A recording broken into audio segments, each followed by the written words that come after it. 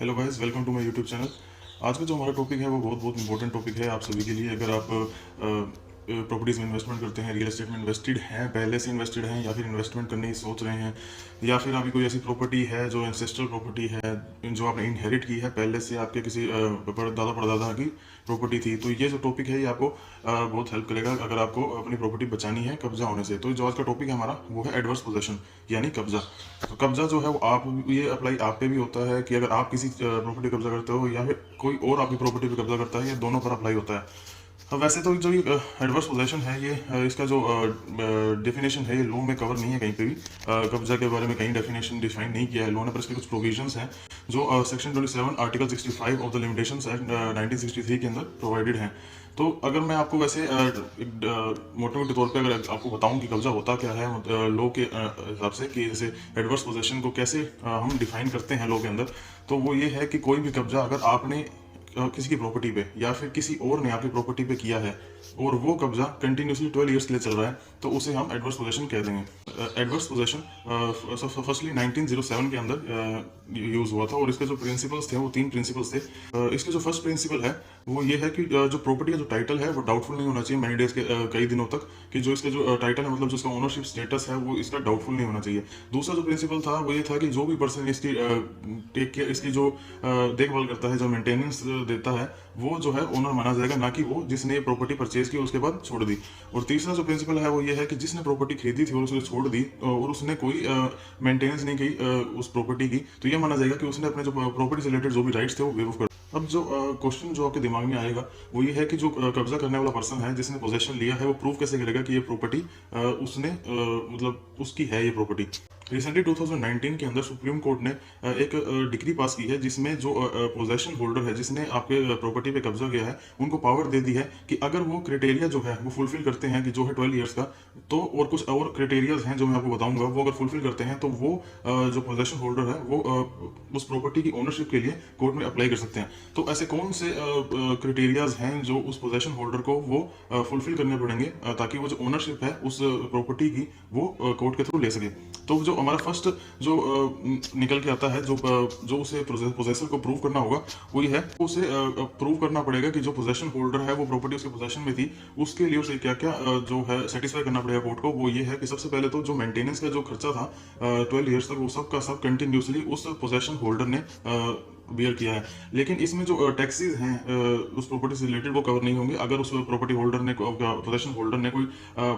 जो पोजेसर है उसने कोई अगर पेमेंट की है किसी टैक्सेस की प्रॉपर्टी से रिलेटेड, तो वो उस मेंटेनेंस के अंदर नहीं आएंगे। दूसरा जो आता है वो ये है कि जो पोजेशन उसने लिया है उस प्रॉपर्टी का वो सीक्रेटली नहीं लिया है, मतलब ये कि जो भी नेबर्स थे और जो भी पब्लिक उस प्रॉपर्टी के आसपास थी उन लोगों को उस प्रॉपर्टी के पोजेस होने का पता था। मतलब कोई भी जो कब्जादारी है जिसने कब्जा किया है उसने कोई सीक्रेटली कब्जा नहीं किया है, मतलब छुपके से जाकर किसी प्रॉपर्टी कब्जा नहीं किया है, खुलेआम जो है वो कब्जा किया है। और दूसरा कि जो लीगल या इलीगल जो एंट्री होती है लैंड पे या कोई भी प्रॉपर्टी पे, तो वो अफेक्ट नहीं करेगी केस को, क्योंकि ये जो एडवर्स पोजेशन का जो कॉन्सेप्ट है ये बेस जो है वो इलीगल पे ही है अगर हम मान के चलो। क्योंकि अगर कब्जादारी है जिसने किसी और भी प्रॉपर्टी पे कब्जा किया है तो वैसे तो वो अगर कॉमन सेंस लेके चलो तो वो इलीगल है, इसलिए लीगल और इलीगल का इसमें कोई अफेक्ट नहीं आएगा केस पे। चाहे वो अगर लीगल तरीके से उसने कोई कब्जा किया है या फिर इलीगल तरीके से कोई कब्जा किया है, इसका कोई इफेक्ट नहीं पड़ेगा केस पे। जो पोजेसर है उसका जो इंटेंशन था कि अगर मुझे प्रॉपर्टी कब्जे में लेनी है, तो उसका जो इंटेंशन अगर कब्जे में लेने वाली प्रॉपर्टी का है तो ही वो प्रॉपर्टी माना जाएगा कि एडवर्स पोजेशन के अंदर उस ओनर जो उस पोजेसर की हो गई है। अगर उसका इंटेंशन नहीं था उस प्रॉपर्टी कब्जा करने का या फिर सिर्फ वहां पे उस प्रॉपर्टी कुछ टाइम के लिए यूज करने का था तो या फिर कुछ और करने का था, तो वो प्रॉपर्टी ऐसे नहीं माना जाएगा कि एडवर्स पोजेशन में उसके पास चली गई है। जो पोजेसर है उस प्रॉपर्टी को यूज करे, मतलब ये कि अगर उसने किसी प्रॉपर्टी पे कब्जा किया है तो वो उस प्रॉपर्टी को यूज में लेगा तभी वो प्रॉपर्टी एडवर्स पोजेशन के प्रिंसिपल्स में, एडवर्स पोजेशन के केस में जो है वो अप्लाई होगी। अगर वो यूज में नहीं ले रहा है और उसने सिर्फ अपना एक मान लीजिए कि लॉक है जो बाउंड्री पे उसने एक लॉक लगा के उसके बाद उसे छोड़ दिया है, तो वो पोजेशन में नहीं मानी जाएगी। उस प्रॉपर्टी को यूज में लेना जो है उसे पोजेशन माना जाएगा। जैसे एग्जांपल लेके चलें तो अगर किसी के लैंड पे मैंने जगह कब्जा कर लिया और उस लैंड पे मैं कंस्ट्रक्शन कर रहा हूँ, शॉप्स की, हाउस की या कुछ भी कंस्ट्रक्शन कर रहा हूँ, तो वो मैं यूज में ले रहा हूँ, या फिर उस लैंड को मैं किसी अपने बिजनेस चलाने में किसी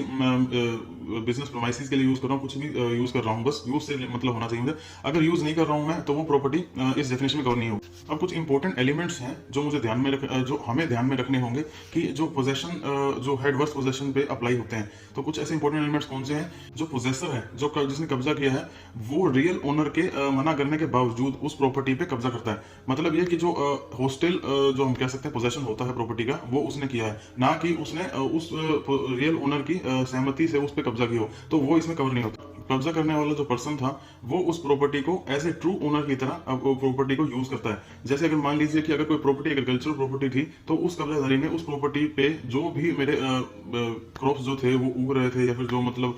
कोई भी हीट वगैरह कुछ भी हो रही थी, तो मैंने उस कब्जाधारी ने उस प्रॉपर्टी उस एग्रीकल्चर लैंड को हार्वेस्टिंग ये यूज किया, और उस जो भी प्रोडक्ट वहां से निकला उसको सेल किया। मतलब ये कि उस कब्जे वाले पर्सन ने, जिसने कब्जा किया था, वो उस प्रॉपर्टी को एज ए ट्रू ओनर खुद की प्रॉपर्टी मानकर उस लैंड को या फिर उसके उससे जो प्रोडक्ट्स निकल के आ रहे हैं उसको यूज कर रहा है। जो पोजेशन जो है कब्जाधारी का, वो पीसफुल होना चाहिए। मतलब ये कि किसी ने अगर मेरी प्रॉपर्टी पे कब्जा किया है तो वो पीसफुल तरीके से होना चाहिए। अगर मैं जैसे ऐसे है कि उसने प्रॉपर्टी पे कब्जा किया और मुझे थ्रेटन करके उसने कब्जा किया, मतलब ये कि मेरे घर पे अगर वो आता है, उसके बाद मुझे धमकी देता है, धमकी देने के बाद मुझे मजबूर करता है कि वो प्रॉपर्टी मैं उसे पोजेशन उसको दे दूं, तो वो इस डेफिनेशन में नहीं आएगी। मतलब ये कि वो प्रॉपर्टी जो है पीसफुल तरीके से उसने अपने अंडर में ले ली है। यहाँ पे जो सबसे इंपॉर्टेंट जो दो एलिमेंट्स हैं वो बताता हूं मैं आपको कि सबसे पहला एलिमेंट ये है कि जो प्रॉपर्टी है उसकी जो कंडीशन होती है एडवर्स पोजेशन की, जैसे जो मैंने आपको बताया 2019 में जो रूलिंग आई है सुप्रीम कोर्ट की कि जो 12 इयर्स का जो टाइम है वो पास हो चुका हो, वो भी कंटिन्यूस तरीके से सॉरी, तो वो जो है एडवर्स पोजेशन के तहत उस प्रॉपर्टी का मालिकाना हक जो है वो उसको कब्जाधारी को मिल जाएगा। तो जो प्रूव करना है कब्जाधारी को या फिर पोजेसर को कि 12 इयर्स जो है वो कहां से स्टार्ट होते हैं, तो जो 12 इयर्स स्टार्ट होंगे वो तब से होंगे जब रियल ओनर को उस कब्जे की जो है नॉलेज मिल गई हो।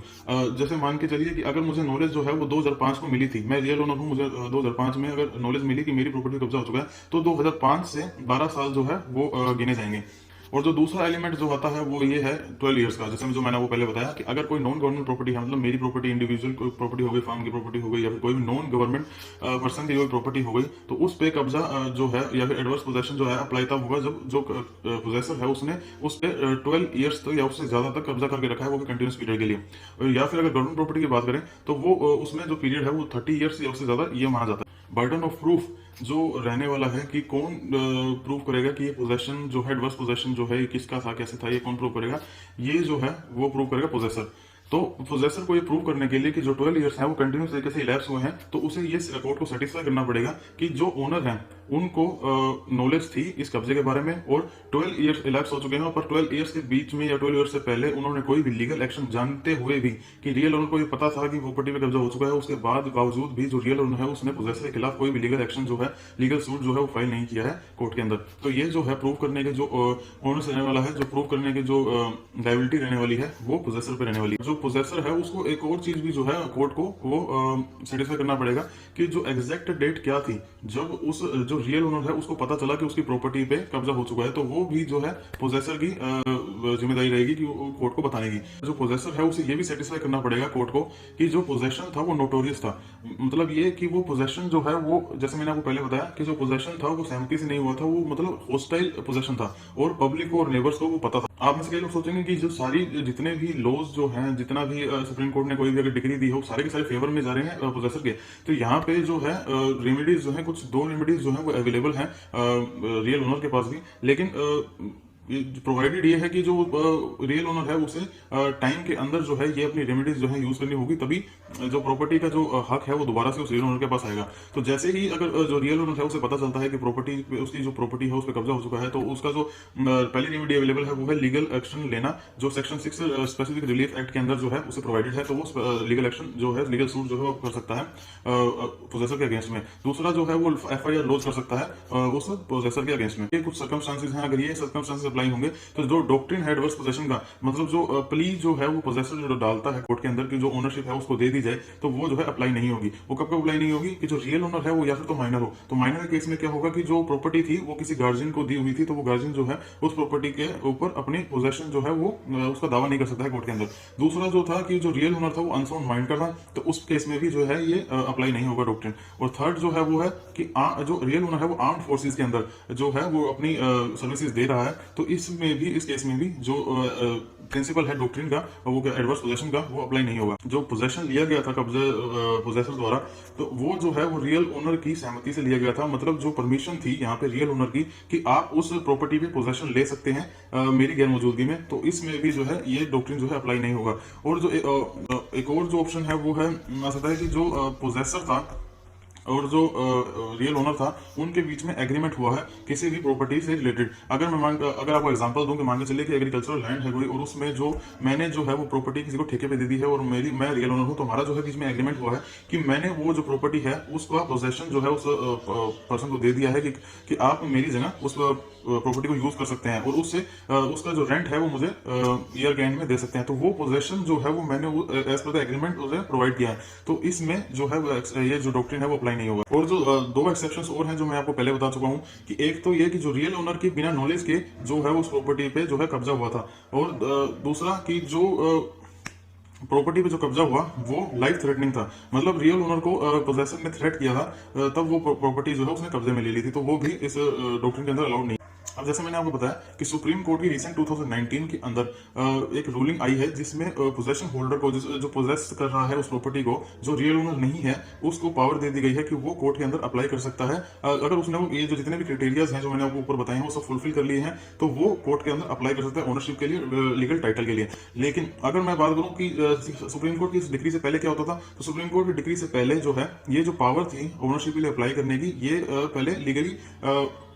पावर पोजेसर को नहीं दी गई थी, लेकिन 2019 के बाद ये जो पावर है वो दो पोजेसर को दे दी गई है। और जो केस था जिसके अंदर ये दी गई थी वो था इंद्रजीत कौर ग्रेवल वर्सेस मनजीत कौर। इस केस में डिसाइड किया गया था कि जो पोजेसर है उसको लीगल टाइटल दिया जा सकेगा। तो कंक्लूजन निकल के आता है इस वीडियो से, तो आपको लगेगा कि जो जितने भी सुप्रीम कोर्ट की रूलिंग्स हैं या फिर जितना भी लॉ है वो सब के सब फेवर कर रहे हैं पोजेसर को, रियल ओनर का यहाँ पे कोई गलती नहीं थी, लेकिन फिर भी उसको कोई मतलब उसके फेवर में कुछ भी नहीं है। लेकिन यहाँ पे मैं आपको बता दूं जो कंक्लूजन निकल के आता है इस वीडियो से वो ये है कि जो सुप्रीम कोर्ट है उनकी जो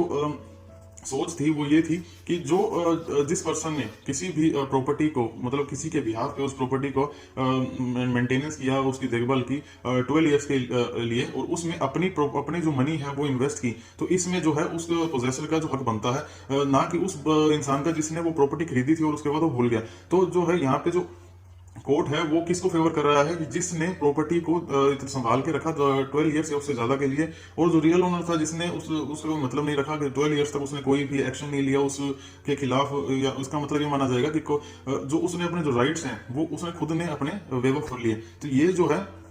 कंक्लूजन निकल के आता है इस रूलिंग के हिसाब से। तो मुझे लगता है कि आपको वीडियो अच्छी लगी होगी, और ऐसी वीडियोस देखने के लिए